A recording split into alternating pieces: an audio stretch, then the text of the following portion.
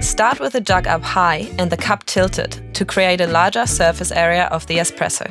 Pour a thin, constant stream of microfoam to pierce the center of the crema. As the cup starts to fill, tilt the cup more upright so as not to spill. Then bring the tip of the jug close to the surface of the milk, almost touching it. At this point, a white dot will start to appear. Pause, then pour again, very close to the surface. Repeat 2 to 3 more times, creating arcs. Then pour through the arcs, lifting the jug to finish. And that is how you create a tulip. Now for the Rosetta. Start with the jug up high and the cup tilted to create a larger surface area of the espresso. Pour a thin, constant stream of microfoam to pierce the center of the crema. As the cup starts to fill, tilt the cup more upright so as not to spill. Then bring the tip of the jug close to the surface of the milk, almost touching it. At this point, a white dot will start to appear.